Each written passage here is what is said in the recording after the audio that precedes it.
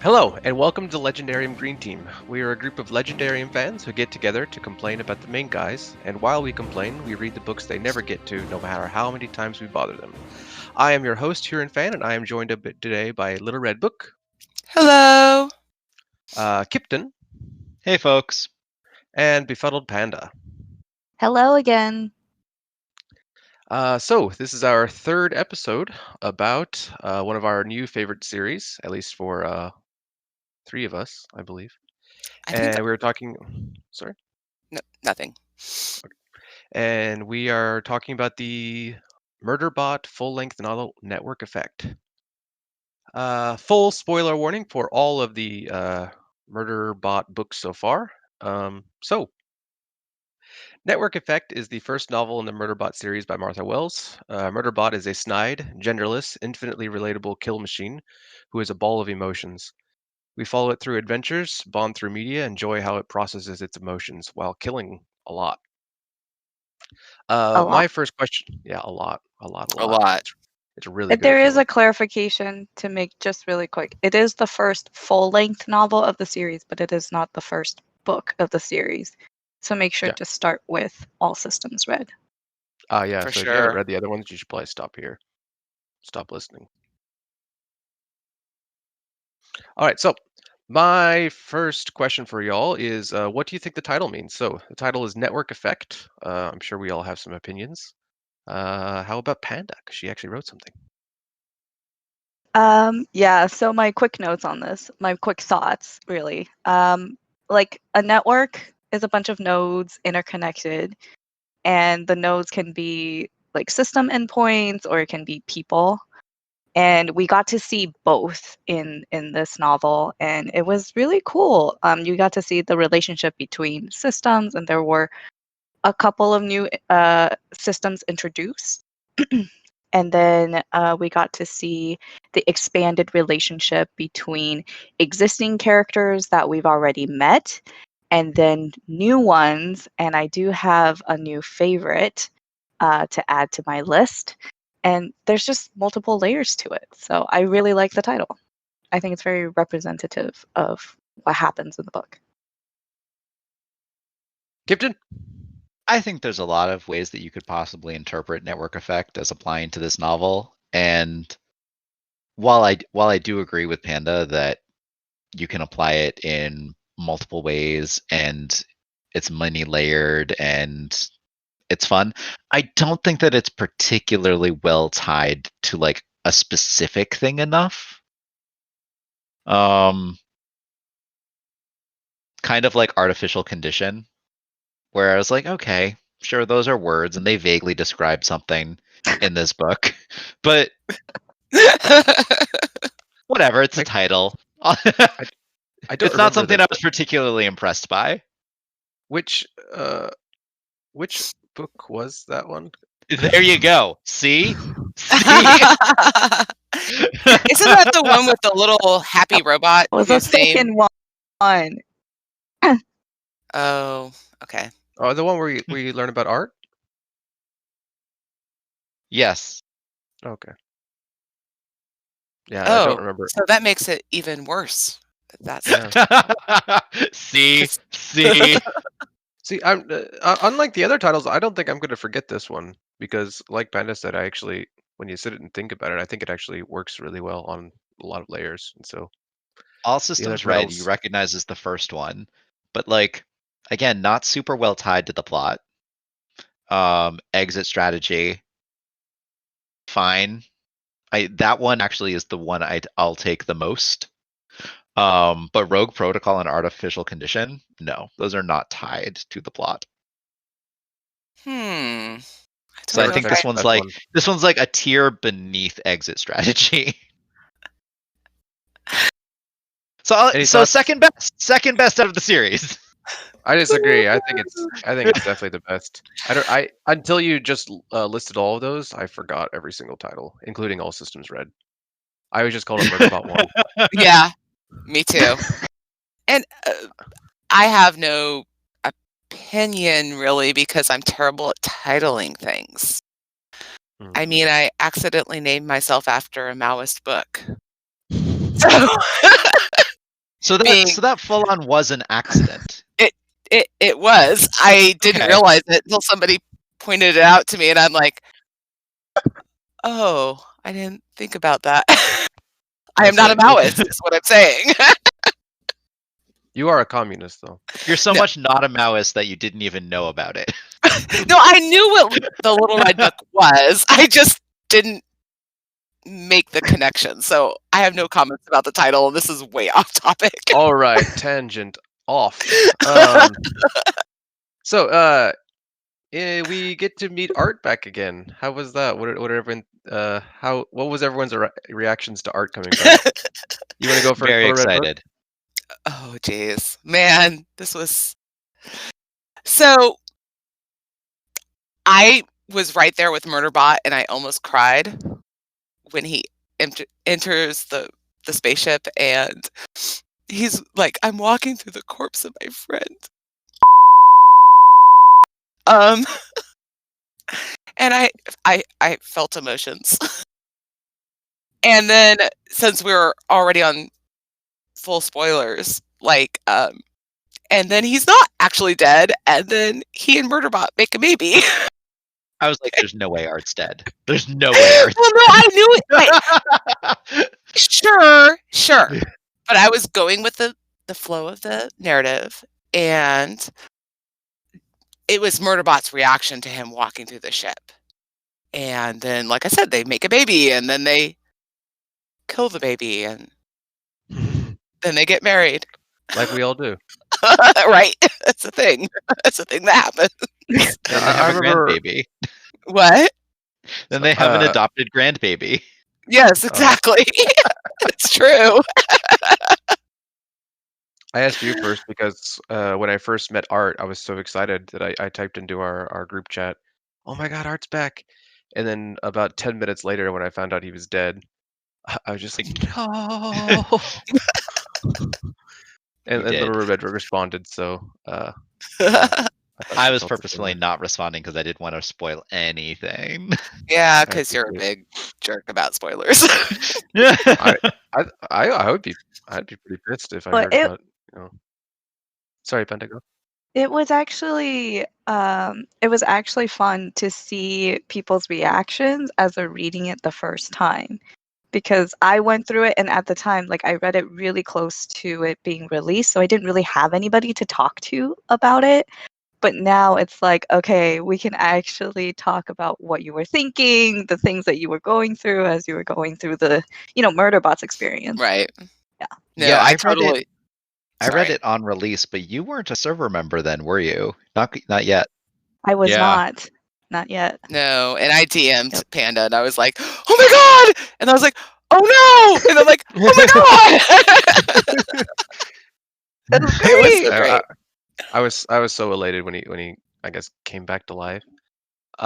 Was anyone else scared though that he was gonna be dead at the end of the story? No. No. No. Yeah, after he came back, I was like, okay, he's back. Yep. Well, because Murderbot kept telling him over and over again to, watch the comms because Murderbot thought that he was Mhm. infected through the comms, and I thought that was like foreshadowing that like he's gonna get infected through the comms, and then like the story would end on like a tragic note, and I was just so scared and I didn't want to finish it. But it did end on a tragic note. Just Yeah. Yeah. just not the same way that you were thinking it would. I mean, Murderbot 2.0 is a genuinely great character. And he's dead. Mhm. And he suicided, basically, to accomplish his mission. Yes, it suicided. Mhm. Yep. Yes, it. Sorry. It fulfilled its purpose, and it was very adamant about fulfilling its purpose. Mhm. Yeah, I like 2.0. There's one And point. then Art bombed it. Yeah. To double make sure, triple make sure. Before we go on, let's talk about Art and Murderbot's relationship. How would you define their relationship? You want to go first, Kip? Ooh. because art has so many elements to itself, I'm really hoping that their relationship evolves more into like mentor slash therapist. Murderbot needs it, right? Yeah. Murderbot needs the trauma counseling session, and art is programmed to do so. 100%. And as Murderbot noted, like art's better at talking about these things than I am, because when art's skilled at talking with you about something that makes you think in the way that it wants you to think without you realizing that that's what it's doing. Yes. Yeah. To quote Which is Murderbot, incredibly manipulative, but it's also the job of a therapist. Yes, the it entire is. job of a therapist. to quote Murderbot, art did know everything. It was so annoying.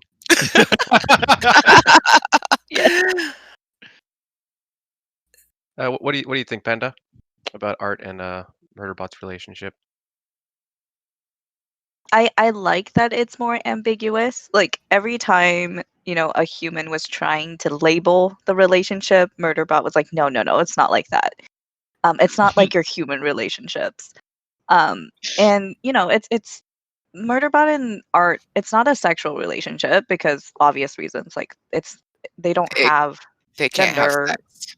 Yeah, right. They don't have the Well, parts. I thought art was a he. Art is. Um, I think art's a he. Yeah, I thought they I referred to guess him as he. I guess the humans do Yeah, the refer humans have. to Yep. perihelion as a he, so you're right. But it's more of like they don't have those kinds of needs. So they don't have that kind of attraction. But it's also more than just a friendship. Like they do make a baby together, quote unquote baby. Yeah. Which is very, very adorable. And they are like they're compatible beings who really enjoy each other's company. And you could say like they're best friends. Like there's a level of friendship where you become almost one unit. And I think like they're approaching that, if not already. I'm really excited to see like in the future installments this mission that they go on and how they develop their relationship there. But it's like how people say, oh, we're so close, like we're sisters or we're like family, we're like brothers. Like I think at this point, like Art and Murderbot are family.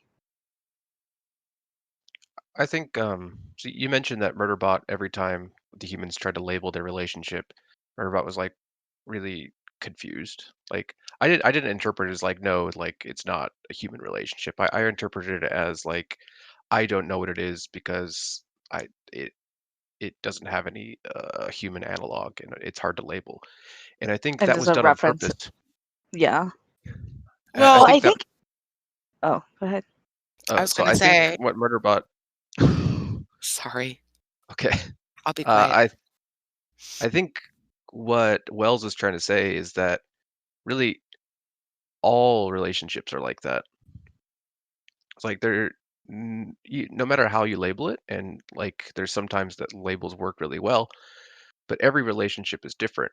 And like there are some relationships that are like 90% romance and 10% friendship, and there are some that are even more complex things like that. And I think that was the point. Sorry, little Rebecca. No, it's fine. So what I was gonna say is I think that part of the relationship issue is that Murderbot literally does not know how to have a relationship, like any kind of relationship. And it's hinted at because there's this scene where he's thinking about number 3. And it seems like number 3 kind of like the other sec units. That's weird. Mhm. So I feel like, I mean, I don't think they're like, I joked with Panda about, Murderbot and Art sitting in a tree, KISSING. But I don't really think that's what it was. Mm-mm. I don't think Murderbot knows how to relate to anybody. And that's what this series of books is about learning how to have a relationship, any kind of relationship, if that makes sense. I would take offense at that notion, given that Murderbot has, in the past 4 novellas, formed relationships with various people and or constructs. No, I And just so maybe Murderbot's not great at it, but Murderbot does know how to have relationships at this point.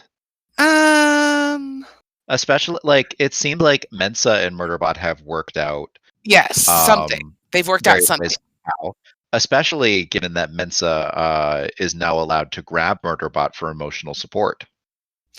So when I say the books are about him learning how to, I don't mean that he does. I'm just saying it doesn't have he's offended by the word relationship.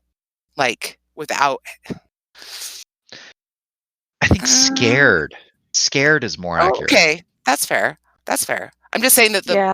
the whole series is about him learning how to be in relationships of different forms. Sure. But I would say that by the point of this novel, Murderbot has figured out how to be in at least a few relationships. Kind of. Even like a minor one, like Arata. Murderbot and Arata were getting along fine. Murderbot was supporting Arata as sec unit, as security head on Arata's first like preservation survey with herself as head. And Oversay was like, I'm really glad that you supported her. And he's like, "What does that even mean? I don't know What does that mean?" So I mean, so when I say he's learning about relationships, I mean it's just finally starting to learn how to start identifying relationships in its own self emotionally. Does that make sense?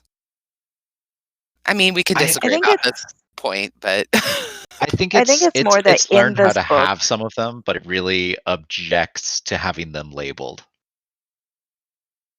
even as a relationship? Yep. Okay. I think it's more that in this book we get more in depth, like of Murderbot evaluating what a relationship is. Because like in the previous books, it's really just figuring out what its freedoms are, like what can it do, right? Because it was not able to do a lot of things for fear of the governor module. And then there was the whole line of like, did I really lose control and mass kill people? So it was like going through and figuring out its past and kind of dealing with that trauma. And now that it's gone past that trauma, it's able to open itself up more to these relationships that have been forming, but it was, like Kip said, was afraid, right? And then in this book, it's like it's able to go beyond that fear a bit. Kieran? I think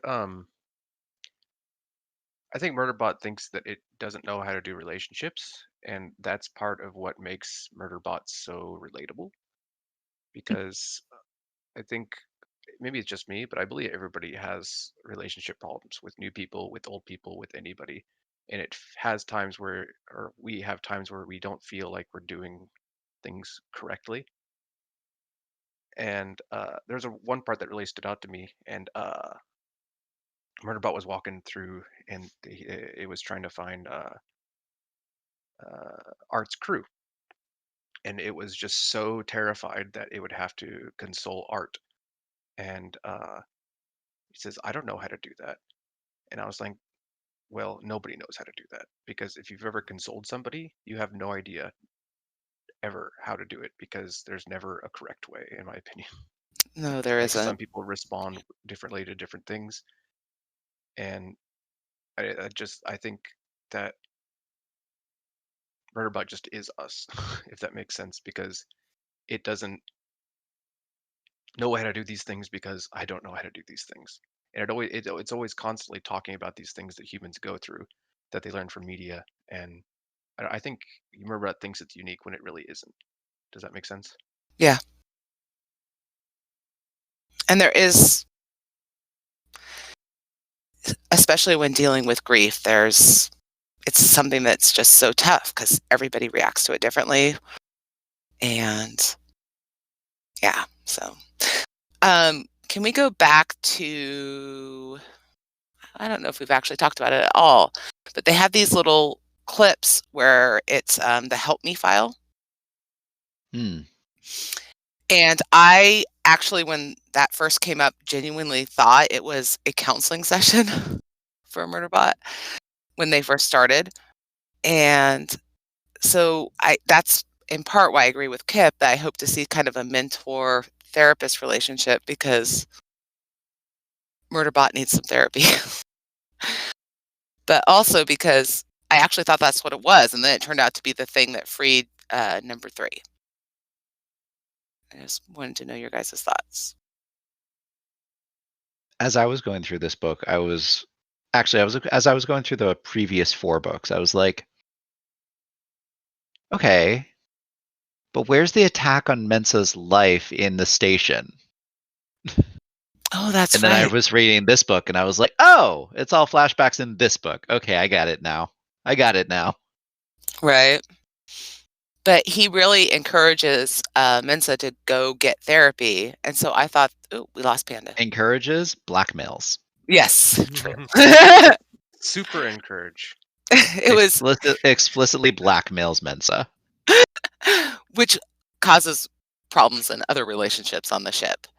But so I thought it had gone through therapy, and that's why it was encouraging Mensa to go through therapy on my first read through. Mm. Because he's like, and then this happened, and I felt this way, and blah, blah, blah. And I was like, and the part that really stood out to me where it's talking about the company, it's like, you're even editing out the company's name right now by saying the company. Yep. You won't. So I really like those bits, especially the parts which were for the documentary that Dr. Bairdwaj was doing. Mhm. Mm-hmm. And especially the part where Dr. Bairdwaj is like, I wish I thought you were wrong. When Murderbot is talking about how nobody is comfortable around it because it doesn't fit in any of the spaces that people are used to having. And like, preservation sounds like a pretty nice place to live. It sounds semi-utopian, Yeah. but even they have problems with constructs and with bots. And I'm really interested to learn how the University of Whatever and New Tideland, what's going on with art, and why did they build art, and how did they build art? I still kind of think that maybe art might be a construct of some sort. Why is that? Like, he's just so smart. And what are you doing, Hurinfan?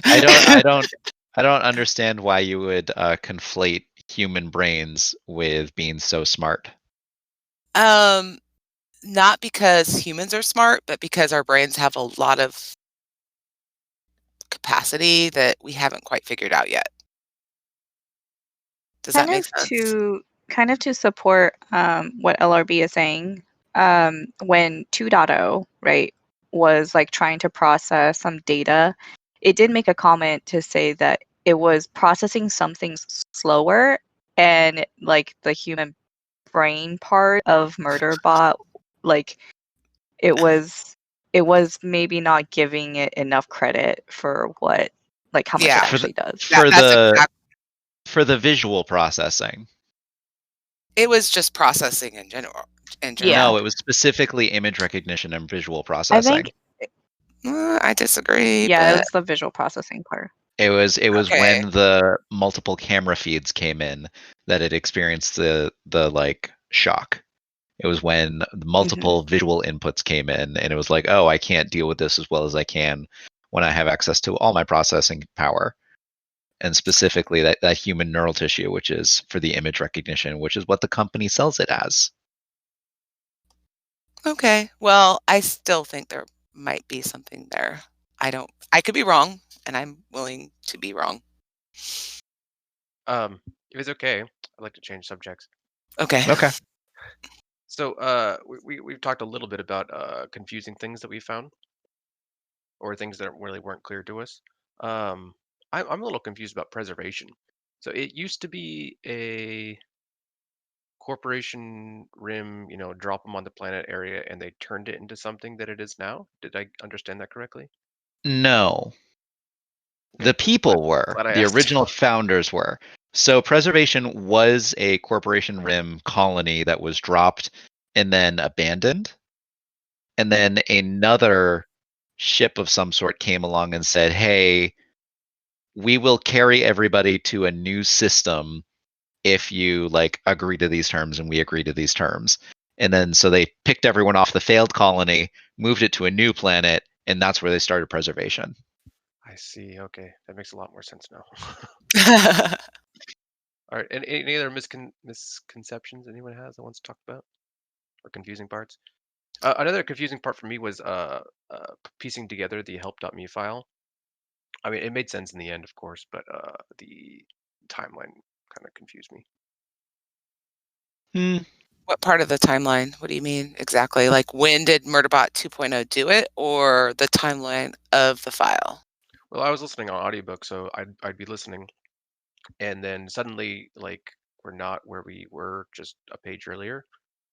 And I mean, that's my So fault for listening to audiobook. the help.me file was generally at this, it was an epigraph at the start of every chapter. Yeah, I know that now. Yeah. I don't know. Reading thought- it was very clear. I thought the audiobook did a good job with it.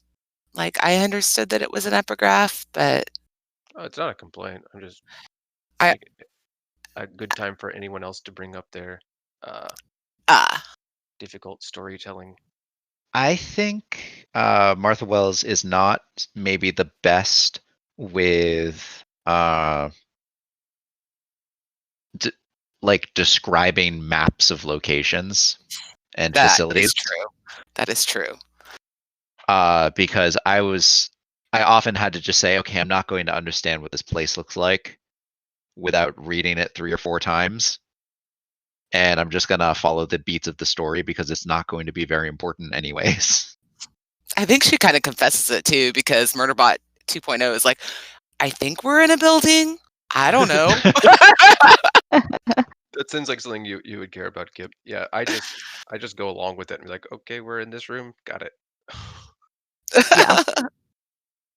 Echo that, because like, how we had trouble in the third book, Rogue Protocol, trying to figure out like the facility and all of that. Like, same thing in this one, where it's just, you're in a structure, like you're either on art or you're not on art. You're either on a spaceship or you're on the planet. That's pretty much it. It would be nice to have like more visuals to help, like maps and stuff, but at the same time, it's like, you know what? That's just not the point. The point is really Murderbot's character and the action. Yes, that is the point. But there's a lot of time spent to establishing like what the layout of the facility looks like. Yeah. And it's just very confusing. I find it really in 3 places. In the initial fight aboard the research station, in the fight at the ground facility of the lift chute, and also a little bit in the orbital facility as well. Yeah. The dock thing. The fight on art itself is also kind of confusing. And I don't mind a little confusion, but I was just like, okay, stuff happened. I mean, that's kind of how it really does seem like she'll take like 3 sentences to try and describe the layout of some things, and then they will not be like immediately used, but then called back like a couple pages down the road, and you'll be like, okay, what was this again?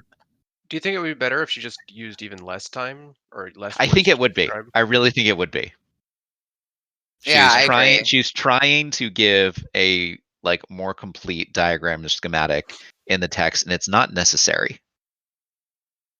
I get that. But if she And didn't I'm do not that, appreciating it. if she didn't do that, then wouldn't there be more complaints of like, oh, this world building is not very But that's not very world complete or in building. depth? That's just directions. I mean, there are Yeah, it's not parts world of building. world That's building. like No, I mean, schematic kind of. building. Yeah. No, because like the reason why I say that is because different parts of the ship is a way for her to explain the technology that's in this world, right? Like the marker paint, for example, explaining like what that is, the different kinds of like the auxiliary engineering I honestly system or kind of whatever. hate the marker paint. I'm going to give you a little bit there, Panda. I think that that's probably what she is trying to do, is world building. It just doesn't quite. But like over the But course of this book, like how much do we care about the layout of the laboratory facility? I don't care whatsoever. I like learning about the history. I like learning about the corporations. And I like learning about the planets, and I like learning about the constructs and all of that Mhm. stuff. But layouts or buildings, I don't give to. Like do we care that like the geological bay is next to like the bridge? I don't. It's very No one ever important. goes inside it. so I think, like I said, I think that what she's trying to do is world building, and it's not quite doing it. But that's Not okay because, landing. yeah, exactly. But that's Ultimately, okay it's because you know not what? These are important. really fun action spy novels. Yeah. This is a Yeah. very minor point. Mhm. Well, And now that we're on, oh sorry. no, I was just going to say no one cares. But I think it interrupts the action.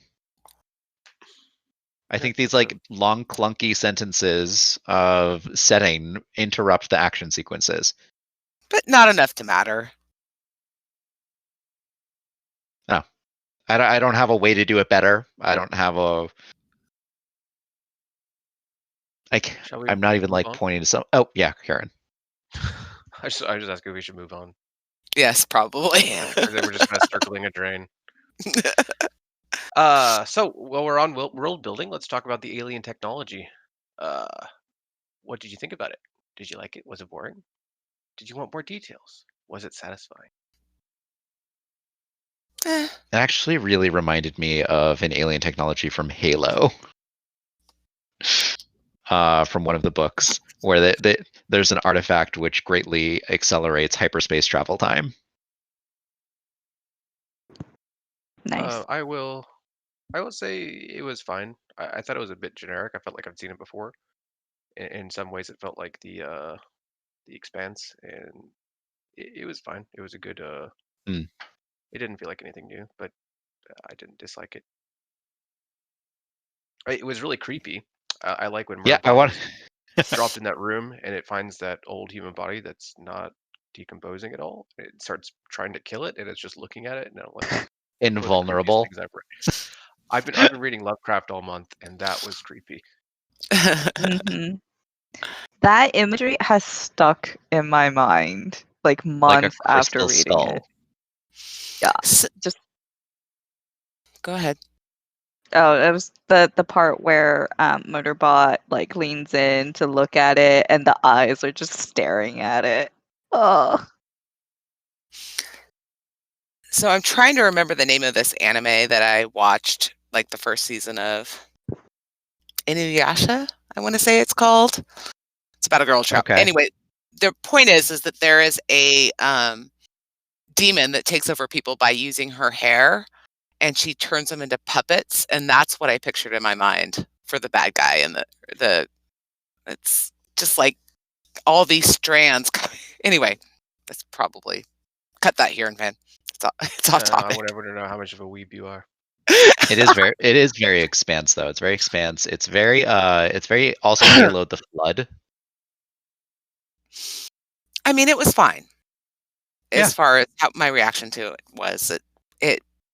It's kind of generic, but that's okay because that's not what the book's about. The book's It about is. Murderbot. Yep.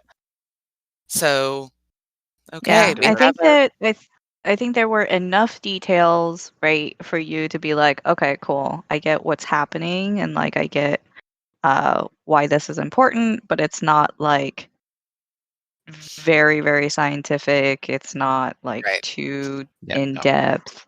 It's just like enough. It's The a book is about nice Murderbot and corporate greed.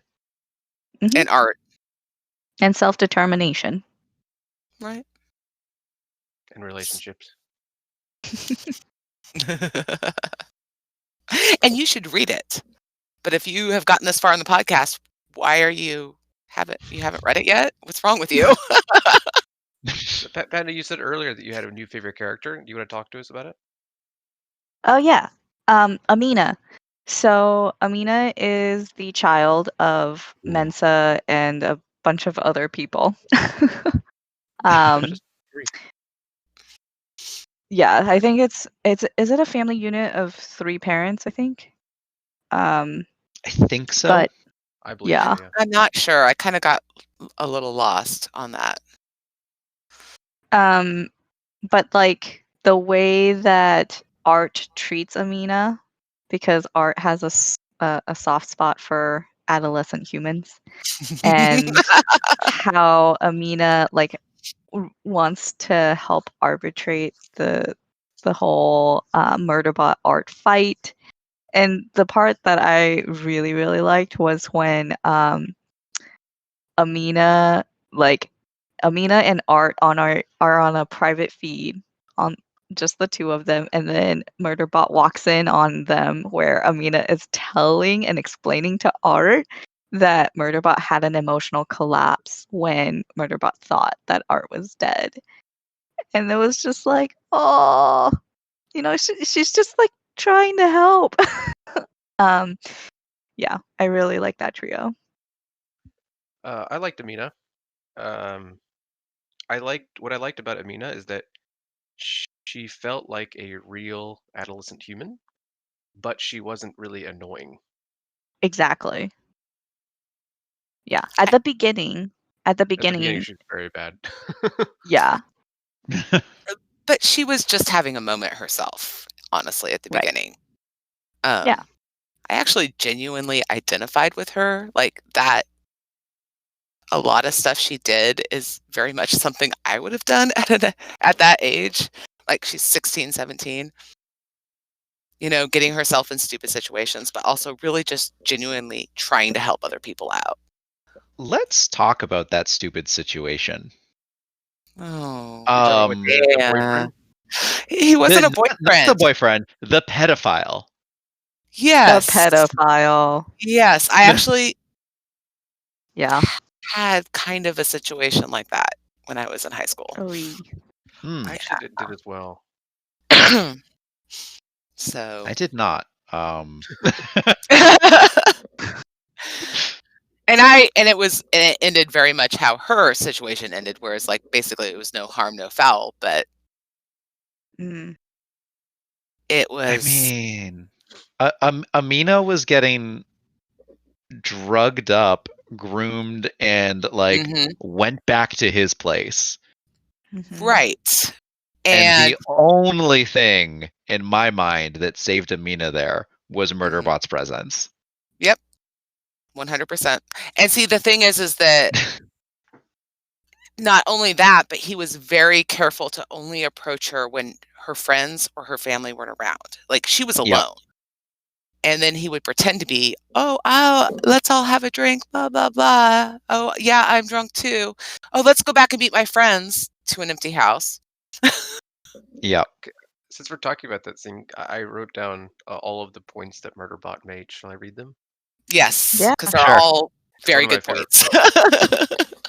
So, yeah, Murderbot's talking about this guy after it's, I guess, was it at his apartment that Murderbot sneaked into? It was Yes. it It was a house that no one else was at, but he claimed it was his. Yeah. And yes. someone else was coming, right? So, yeah, And yeah. he had informed her his age was comparable to hers, which was just over the legal standard for an adult, but he was 12 years older. He never approached her when her family was around. He stared at her secondary sexual characteristics when her attention was elsewhere.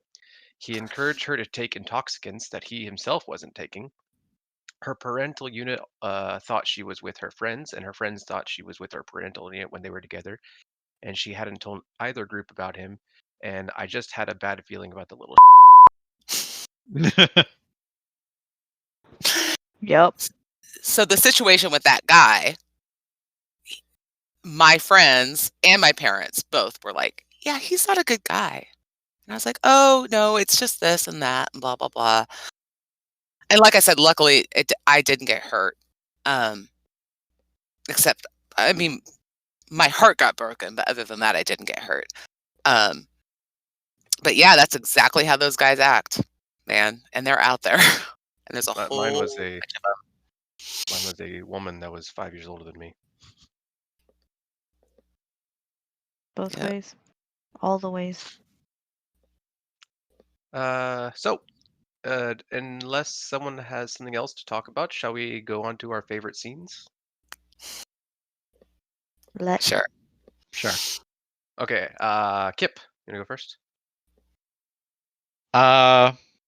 Art calmly informing everyone step by step just how far he was willing to go to get Murderbot back. Yeah. including the phrases, I have armed my pathfinders. Yes. What I especially liked about that is how Murderbot reacts to hearing about it. It's just very emotional for me. I think there was a scene where they're telling Murderbot what Art was doing, right? And then we get a little bit of what Murderbot thinks, and then we're sent outside Murderbot's version, and then someone says, "Are you okay, Murderbot? Your face just did something weird." Yeah, it does that when you're angry. Sorry. Okay, Little Red, you wanna tell us your favorite scene? So Art and Murderbot are watching, I don't remember the show, but they're watching media while he's getting decontaminated. And then Art says, I have a proposal for you. He lays out the proposal and then he dumps Murderbot back in its body and he has to go on automatic shutdown. Just the way that Art, like, I'm going to give you this proposal and then I'm going to make it so you can't answer it right away. I love that. It was great. Panda? Yeah, I have so many favorite moments. I do. Pick one. I got a lot of I mean, I already mentioned one, which was Amina, doing her thing. And then there's another one where so Murderbot and Amina got trapped in the target lock or whatever from Art's ship, and it was being controlled by the targets. And then Murderbot goes to save Amina, and the targets were like, "Oh, here we go again. They always get angry, then afraid, then dead." And then Murderbot gets angry. The people get afraid, and then just uses that line back at them. It was great, that moment. I did not do a good job of explaining it, but that was a great moment. It was. I know exactly which moment you're talking about. Yeah.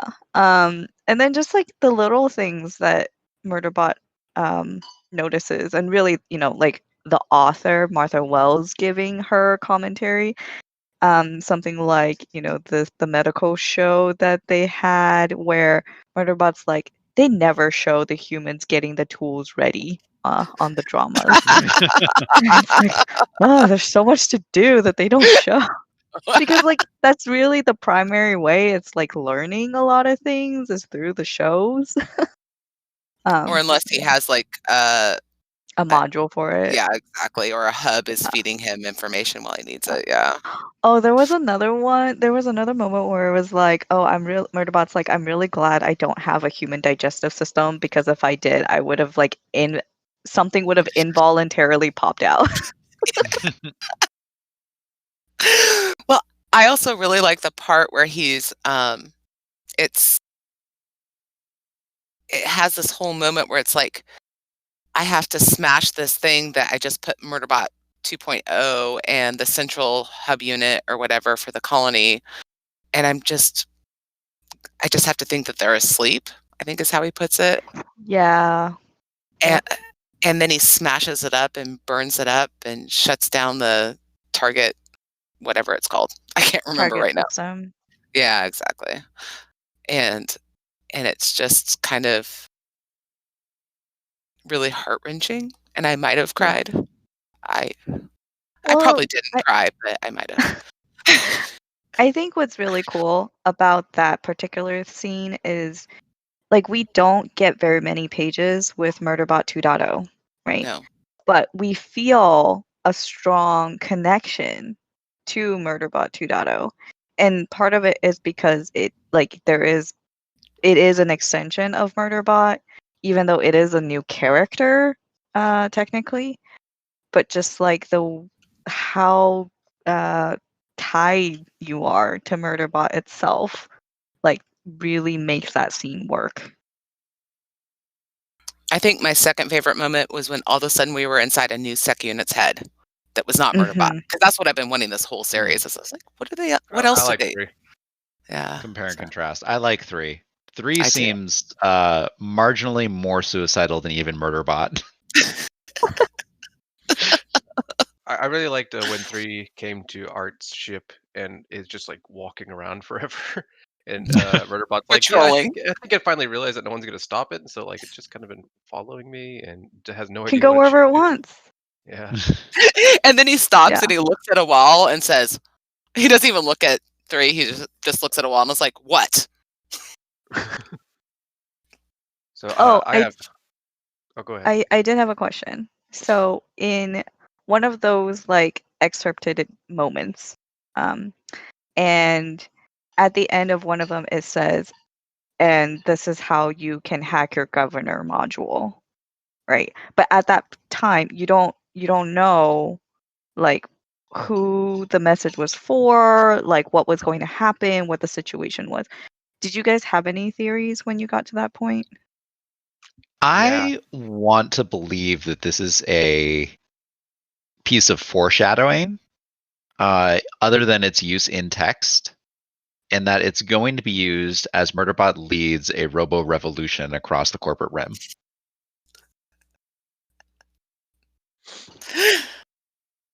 Yeah.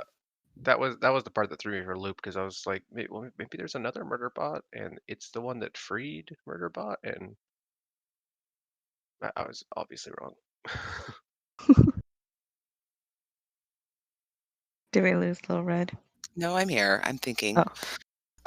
I just thought the first time I read it, I thought, oh, he's sending a signal out into the world, not necessarily leading a revolution, just like broadcasting. This is how you hack your governor. Yeah. So I thought that too. See, I don't think that would work because it would be a simple patch to fix over the hack. But like this is the second person that we've seen Murderbot free from their governor module. Yep. That's true. And I have to think that there's going to be more, and it's going to be on a larger scale. Mm-hmm. I hope I'm still worried about that other person, just because. The comfort bot. Yeah, the comfort bot seemed Oh, really yeah. keen on like killing everybody, and I'm like, oh dear, I'm a little worried. I'm not saying he shouldn't have done it. I'm just saying I'm a little worried. Maybe we'll Okay. get a short story sometime about the comfort bot's journey. So I I mean, have a, Arts come back. Maybe they'll come back. yeah, maybe. So I have a long list of things that I wanted to share. Okay. So she was always firmly in the least likely to abandon a sec unit to a lonely, horrible fate category, which is always the category which I was most interested in. I knew 47 ways in which art can kill a human, augmented human, or a bot intruder, and the only reason I didn't know was because I got bored and stopped counting. I think my favorite scene is when Art just came back and they killed all the intruders, and Murderbot was really, really, really angry, and Murderbot flipped off the ceiling when it's really trying to flip off art, and he said, "Anyone who thinks," I think it was Amida, Amina, Amina? I think Amina said, "Anyone who thinks machine intelligences don't have emotions needs to be in this very uncomfortable room right now." Yes. I love that. Murderbot said, "Just remember you're not alone here. I never." Oh, sorry. Someone told Murderbot, "Just remember you're not alone here. I never know what to say to that. I am actually alone in my head, and that's where 90% of my problems are." Oh man, I identify with that one. I think we all do. I like to quote from regenerating tissue the old-fashioned way with hand units. Martha Wells is just so good at writing like one-lines that are just so funny and insightful too. So Murderbot he rescues some of Art's humans, and it said that moment when the humans or augmented human realizes you're really here to help them. I don't hate that moment. That's a good one. Yeah, I almost cried actually. Oh, Oh no. If I got angry at myself for being angry, I would be angry constantly, and I wouldn't have time to think about anything else. Wait, I think I am angry constantly. That might explain a lot. Yep. And last, I wasn't sure exactly what okay would involve, but I was willing to settle for unmurdered. yeah. Oh, who wants to see this as a TV show? I do. I Are we so watching it? do. Is Kip frozen? Nope, I'm No. still here. Okay. Well, anything else have anything to add, or shall we? I think it would be Wrap it very up. difficult as a TV show. Why? Yeah. Because so much of it's inside Murderbot's head. That's fair. That's a fair point. Yeah, that would be really difficult. Yeah, because that was one of my issues when I started watching The Expanse, is the switch out of Miller's head was the biggest problem for me for the TV series. And I really like The Expanse, but you're right, Kip, as usual. I think they could make it work. If they made it If they got the right like- narrator, it would take Yeah. an excellent narrator. Yeah. The audiobook narrator's great. He is. He's really good. He does a pretty good job. But shows with heavy narration are like few and far between that are successful with it. Right, I was going to say that work. So I've complained about it on here before, but have you guys seen the Nausicaa movie? Yes, the Nausicaa. Yeah. Yes. Nausicaa the wins. So in the manga, like they have thought bubbles for her, and she's talking, and you could read her thoughts and things. But in the movie, she's just saying those things to no one. And I love that movie, but that always really bothered me when people are just saying out loud the things that they're thinking in full sentences like that. Yeah, that shouldn't happen. But they could. People don't say their inner thoughts. I do, because I'm crazy. Yeah, but when you do you say it in full sentences that are understandable to people around you? No. I mean, they're full sentences, but not understandable. I do talk to myself. And there are people who do talk to themselves, right? And we it's all a way talk to for them to ourselves, but- process. Do you do it in front of other people I try Well, I really think- hard not to. that you may be in an adversarial relationship with? No. No, no. I think everybody talks to themselves in a certain manner, but it's usually kind of mumbles and thoughts, and Yeah. not in any way resembling the way that we talk to other people. Right. So now that we are all crazy, Except Kip, because he never admitted to talking to himself. I think in a more visual fashion. Ah. Okay. So, shall we wrap up then? Yep, I think so. Okay. Yep. Let's do it. I think we'll say goodbye. What? No, I'm sorry. We should probably give our book a rating and say how much we actually enjoyed it. We've talked about all the stuff we like, but I give a 4. Yeah, I I saw still that. give it 5. I gave mine a 5 as well. What was not 5 worthy, Kip? You gave the last one 5, right? Yes, I did. I gave Exit Strategy a 5. But this, I think, really sunk a bit down to the 4. I thought there were some awkward sections. I thought the joining wasn't always done right. I thought some of the help me epigraphs were not. They were mediocre. And overall, I think that it was asking you to suspend disbelief a lot more. And it wasn't always bothering to explain in nearly the same amount of detail or cohesiveness that the previous books did. What do you think, Little Red? It felt fluffier. 5. I gave it a 5. I loved it. I had a lot of fun. But I'm not nearly as judgmental as Kyptan, so. Panda?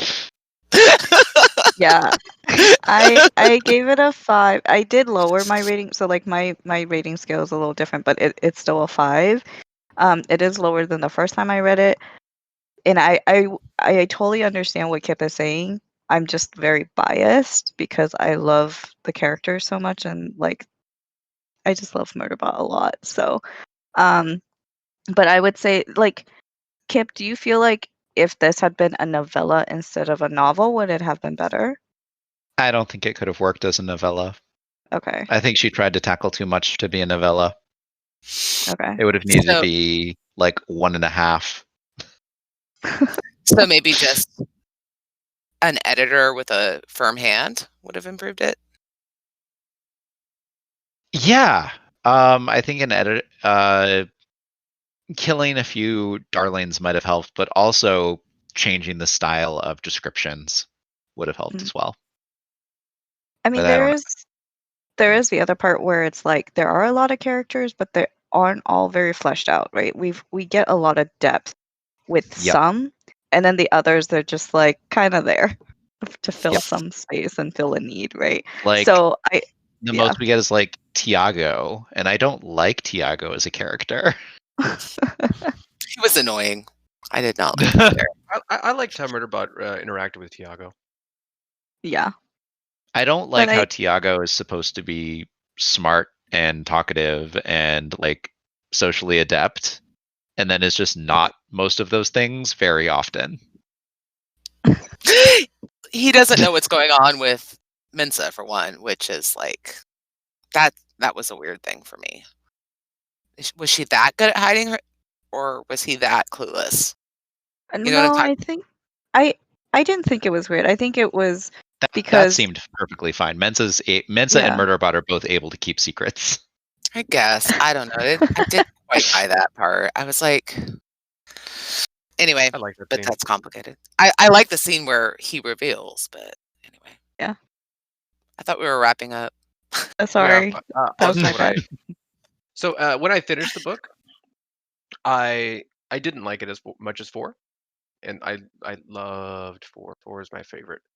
But I really liked a lot of explorations of mostly relationships, and as always, Murderbot's incredibly relatable and has Yeah. some things that kind of force you to look at yourself, and I like that a lot. And I think it has more of those moments than any more emotional moments too than the other books, partially because it's Mhm. longer, right? So I was thinking of 4 at the end, but then I thought about those things and I realized that art is back, and I couldn't not give it a 5 just because of that. Yes. Murderbot and art is 5 stars. All right, so hit us up on Discord and mostly just Discord. I go to Reddit, but most of us won't respond, so go to Discord. Hey, I check the Reddit at least 3 times a week. Oh, I haven't been on Reddit in like 6 months. And I'm not So, even Little Red Book there. Craig has a Discord or has a Twitter for them, but I mean that means you have to go to Twitter and yeah. Oh, You can jeez. find our Discord on the Legendarium website. Oh, thank you. Yeah, Legendarium. Just Google Legendarium. It's there. So thanks to Rise and Berry for starting this whole thing. We're having a lot of fun, and everyone, thanks for listening. Goodbye.